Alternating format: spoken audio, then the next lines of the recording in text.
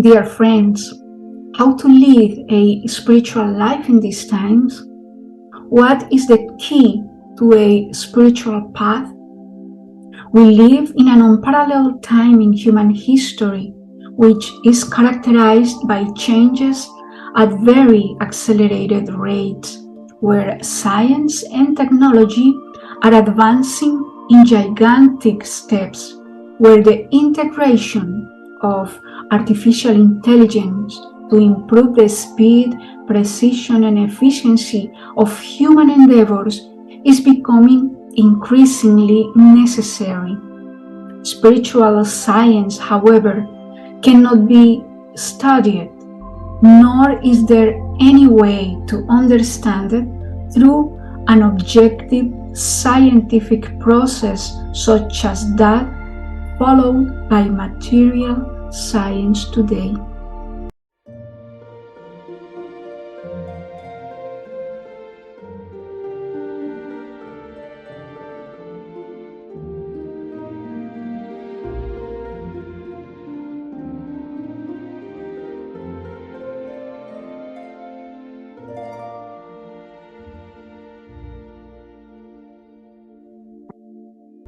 However modern they may seem in our time, the imperishable truths transmitted to humanity are always the same, both at the beginning of our era and in present time.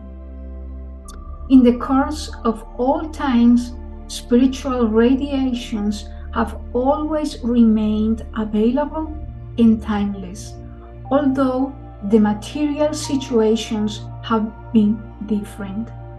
Everything in our plane of existence is exposed to constant change.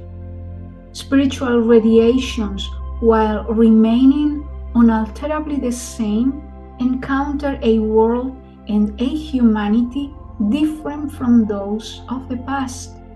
That is why a different form of approach is necessary in accordance with the state of consciousness of humanity. Humanity must be approached in a different way each time so that the message can be perceived by as many human beings as possible.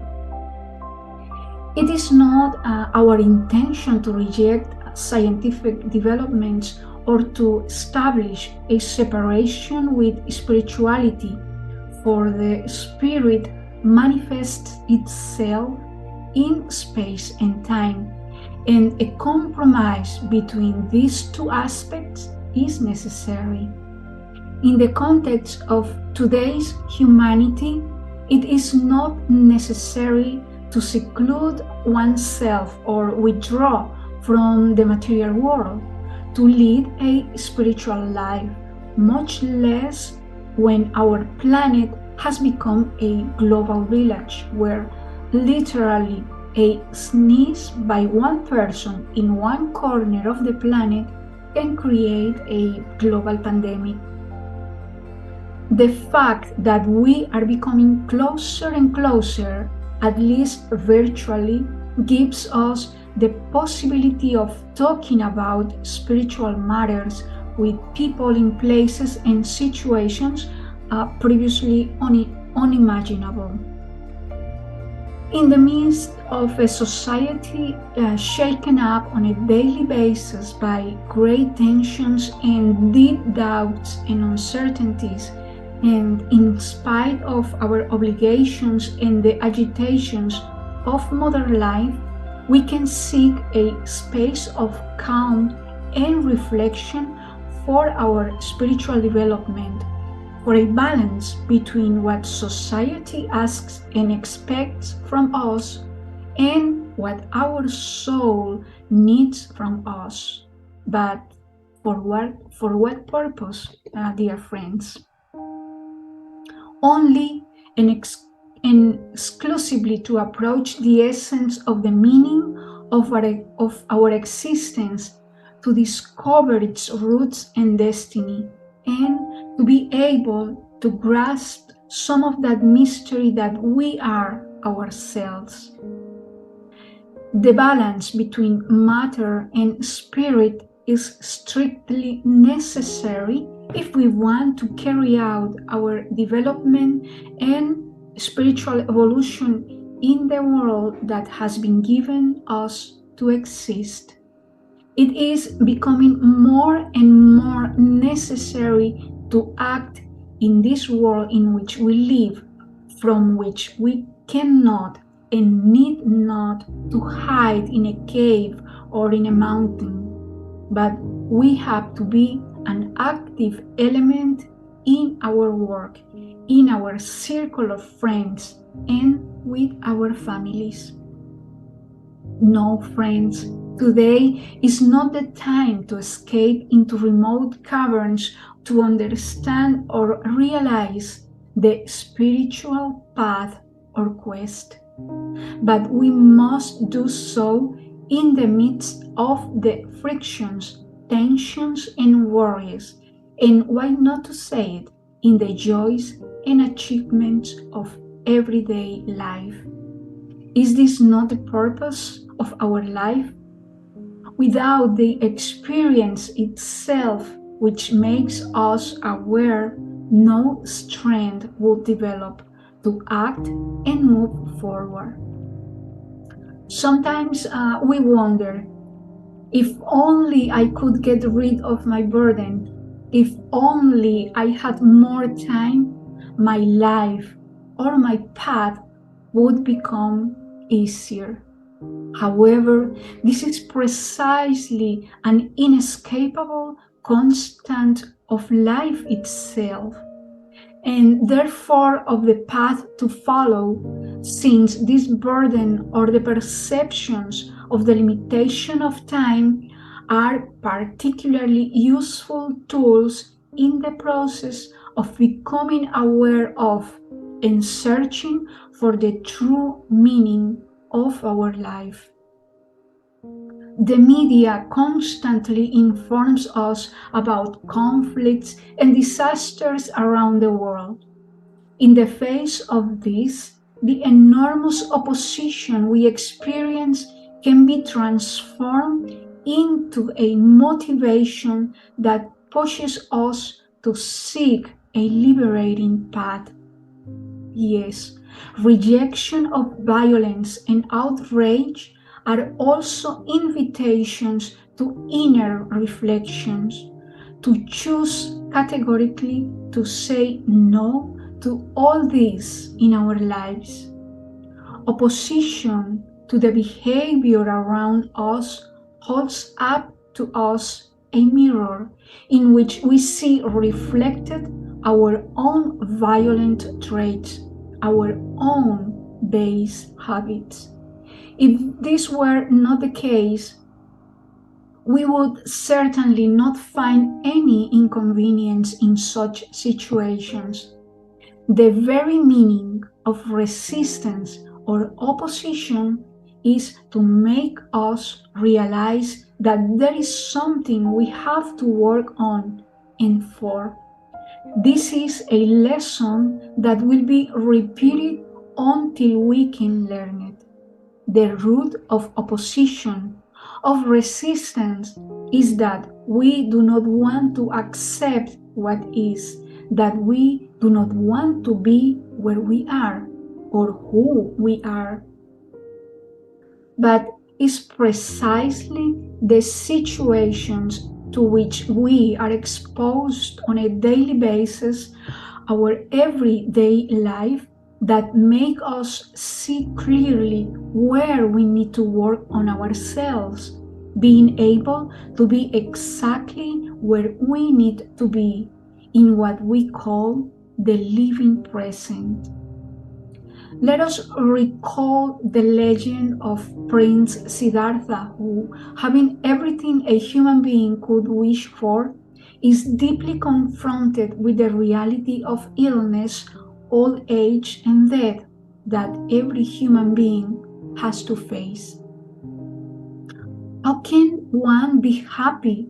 How can one detach oneself from the reality that sooner or later I will get sick, grow old, and die?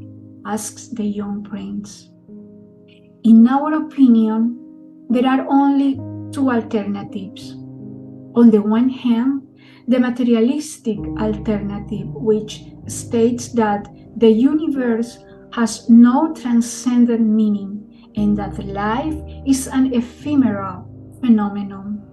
And on the other hand, the alternative of thinking that there is a spiritual intention emanating from a universal principle, be it God, spirit, or universal intelligence, and that our responsibility consists in seeking and knowing that spiritual intention, and then harmonizing with it, living in it and by it, and thus one day joining that central universal principle.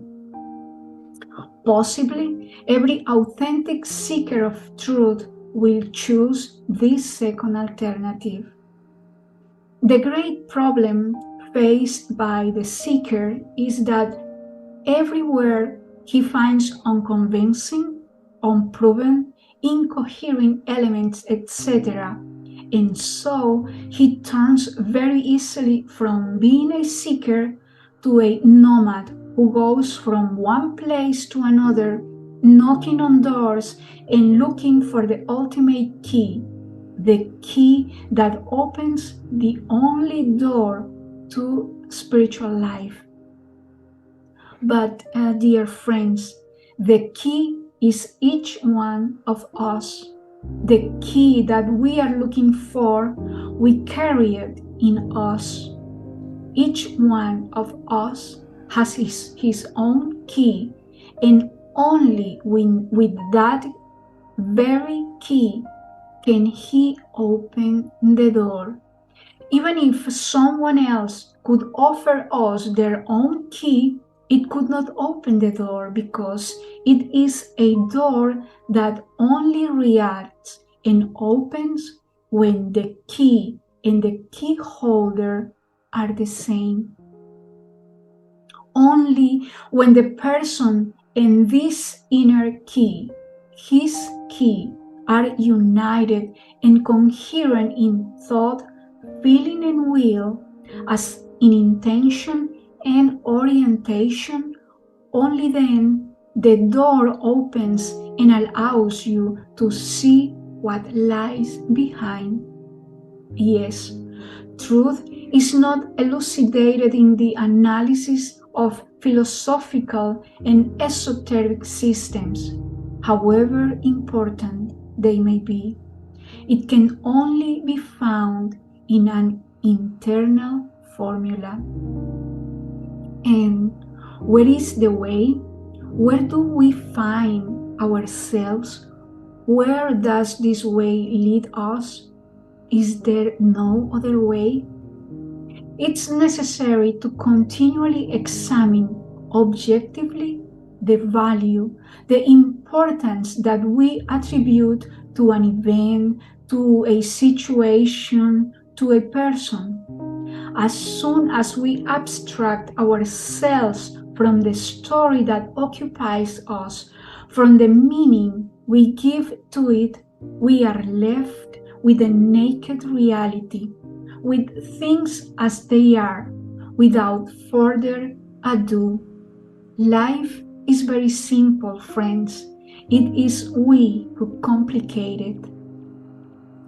This is summed up nicely by a verse of Rumi, the 13th century Sufi mystic, who says, "Life is a balance between holding on and letting go."